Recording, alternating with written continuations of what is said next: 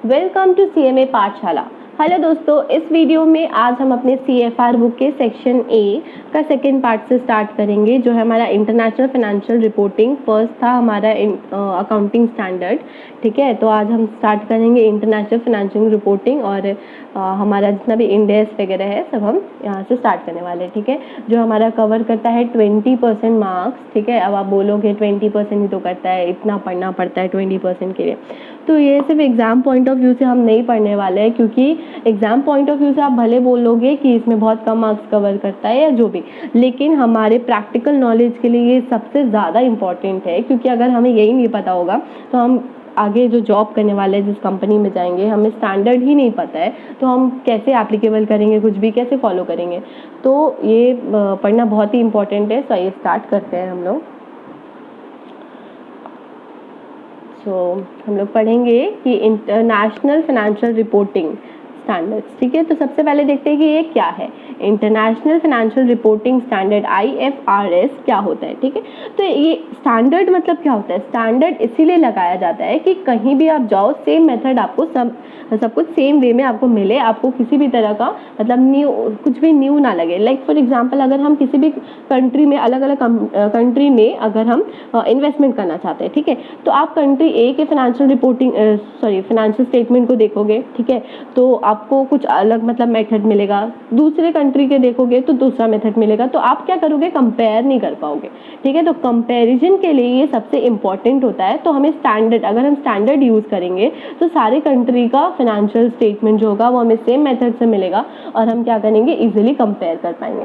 तो ठीक है, तो ये हुआ हमारा IFRS। तो यहाँ पे क्या लिखा हम पढ़ते हैं लाइन बाय लाइन। तो लिखा international financial reporting standard are accounting standard issued by the international accounting standard board. ठीक है, किसने इशू किया, IASB। ठीक है, इंटरनेशनल अकाउंटिंग स्टैंडर्ड बोर्ड के द्वारा ये इशू किया गया है। These are global accounting standard, global accounting globally है। ठीक है, ये IFRS मतलब ये होता है कि ग्लोबली स्टैंडर्ड जो हमने इशू किया गया है ये ग्लोबल मतलब कंट्री वर्ल्ड वाइड है। ठीक है, तो ये क्या था, that are issued with the intention to ensuring uniformity in accounting across the globe. Uniformity लाने के लिए, अकाउंटिंग जो हमारा होता है उसमें यूनिफॉर्मिटी लाने के लिए ये अकाउंटिंग स्टैंडर्ड को इशू किया गया। ठीक है, तो आगे पढ़ते हैं। These are intended to provide investor and other stakeholder the ability to compare the financial performance of the publicly listed company.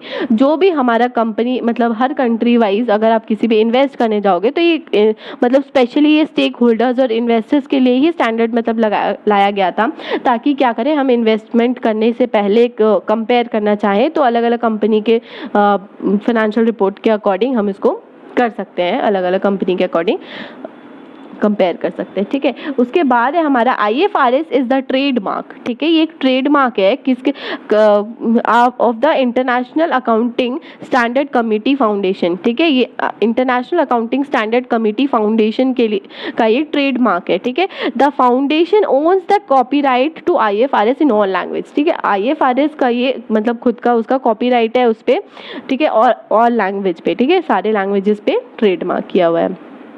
IFRS are now mandated for use more than 140 country। 140 country के लिए अब mandatory हो गया IFRS को use करना। ठीक है, पहले मैंडेटरी नहीं था, अब हमारे लिए ये सबके मतलब 140 कंट्रीज़ में मैंडेटरी हो गया है। ठीक है, तो अब हम पढ़ेंगे फीचर्स ऑफ IFRS। ठीक है, तो क्या है, फर्स्ट फीचर है these are global accounting standard. सबसे पहले तो हमें ये जाना है कि ये ग्लोबल अकाउंटिंग स्टैंडर्ड है, ये सारे कंट्री में सेम है। ठीक है, उसके बाद है these standards are principle based and not rule based. ये क्या, प्रिंसिपल बेस्ड है, रूल बेस्ड नहीं है। ठीक है, थर्ड है हमारा IFRS are developed and maintained by the IASB।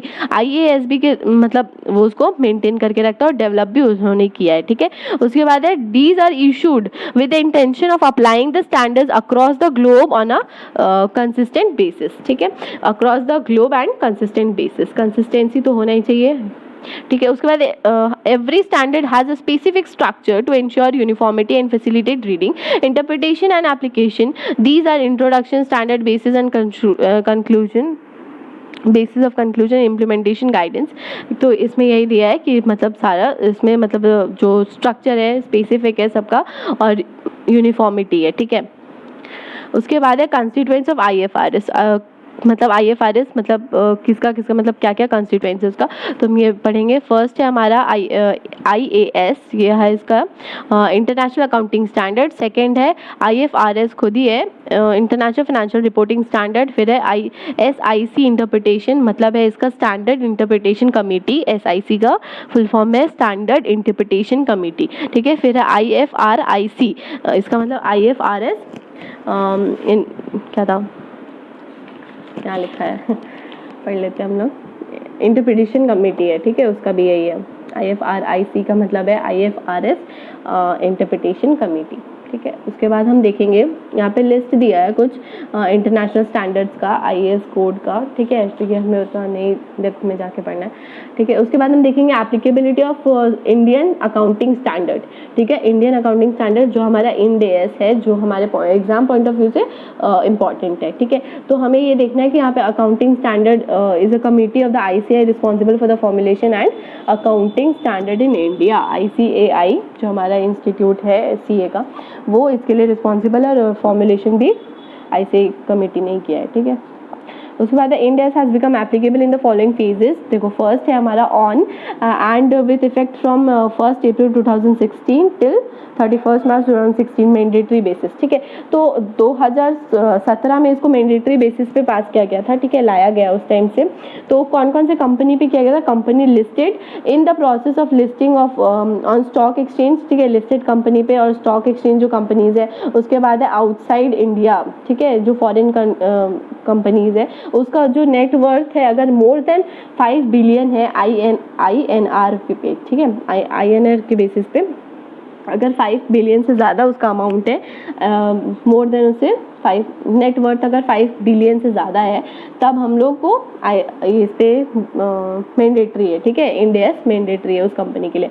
उसके बाद है अनलिस्टेड कंपनी, ये फर्स्ट था कि लिस्टेड कंपनी था। उसके बाद सेकंड है अनलिस्टेड कंपनी जिसका net worth more than 5 billion है, सेम अमाउंट है, ठीक है, याद रखिएगा सेम अमाउंट है अनलिस्टेड के लिए भी और लिस्टेड के लिए भी 5 बिलियन था, ठीक है, 2017 के अकॉर्डिंग। उसके बाद है parent, subsidiary and associate and joint venture of the above. ये जो ऊपर जो हम लोगों ने पढ़ा लिस्ट दोनों का, उसका जो पेरेंट कंपनी, सब्सिडियरी, एसोसिएट और जॉइंट वेंचर जो कंपनी रहेगा उस पर भी सेम चीज एप्लीकेबल होगा। सेकेंड है हमारा on and with effect from 1 April 2017 mandatory basis, ठीक है, ये भी मैंडेटरी बेसिस पे किया गया था। All companies which are listed or in the process of listing inside or outside India on stock exchange not covered in the phase 1, ठीक है, जो फेज 1 में कवर्ड नहीं था वो सब सारा इसमें डाला गया। SME एक्सचेंज ये सब है, ठीक है, other than companies listed SME exchange को छोड़ करके बाकी सारा कंपनीज है। उसके बाद है unlisted company having net worth more than 2.5 billion, 2.5 billion से ज़्यादा अगर होगा तभी ये मैंडेटरी होगा। ये 2017 1 अप्रैल पे बताया गया था, ठीक है। तो ये हमारा हो गया पेरेंट और सब्सिडियरी एसोसिएट, ये सबको इस पर मैंडेटरी है, ठीक। उसके बाद है थर्ड है on and with effect from 1 April 2018 till 31 मार्च 2019 तक का ये मैंडेटरी बेसिस पे था। NBFCs having a net worth of 500 crore और मोर, ठीक है, NBFCs जो होगा उसका 5000 करोड़ से ज़्यादा अगर नेट वर्थ होगा तब उस पर एप्लीकेबल होगा IND AS, ठीक है। उसके बाद है होल्डिंग, सब्सिडियरी, जॉइंट वगैरह जो भी है इसका अबव का वो सारा पे मैंडेटरी होगा। उसके बाद है on and with effect from 1 April 2019 पे भी मैंडेटरी बेसिस पे किया गया था। फर्स्ट था हमारा NBFCs, ठीक है, second NBFCs whose equity or debt securities are listed और are in the process of listing, ठीक है, जिसका लिस्टेड है और प्रोसेस में है लिस्टिंग के, ठीक है, उस पे भी और आउटसाइड इंडिया पे भी था। NBFCs that are unlisted company, unlisted पे भी है, having net worth of 250 crore, ठीक है, 250 करोड़ से ज़्यादा अगर नेट वर्थ है तो उस पर IND AS एप्लीकेबल था। ये था हमारा 2019 के अकॉर्डिंग। उसके बाद है वही होल्डिंग, सब्सिडियरी, जॉइंट वेंचर सब पे भी एप्लीकेबल है, ठीक है, other than companies already covered under the corporate road map announced by MCA, ठीक है। उसके बाद है हमारा है यहाँ पे E on 1 April 2019 mandatory basis पे, ठीक है, as postponed by the RBI के द्वारा ये पोस्टपोन्ड हो रखा है। उसके बाद है यहाँ पे scheduled commercial bank excluding RRB, ठीक है, एक्सक्लूड कर दिया, RRB को हम लोगों ने एक्सक्लूड किया इसमें। रीजनल कौन सा बैंक होता है ये, रीजनल रूरल बैंक ऐसे कुछ होता है शायद, हाँ, तो उसके बाद है India term lending refinancing institution, EXIM bank, NABARD वगैरह, ये सब पे ये सब इतना आपको ज़रूरी ये पॉइंट नहीं है एग्ज़ाम के बेसिस पे, तो आप लेकिन पढ़ना ज़रूरी है, ठीक है, आप छोड़ नहीं सकते। तो ऊपर ऊपर से अगर हमने ओवरव्यू भी कर लिया है तो काफ़ी है। उसके बाद हम नेक्स्ट वीडियो में अब पढ़ेंगे, इंडिया से स्टार्ट करने वाले हैं, ठीक है। So stay tuned, bye bye.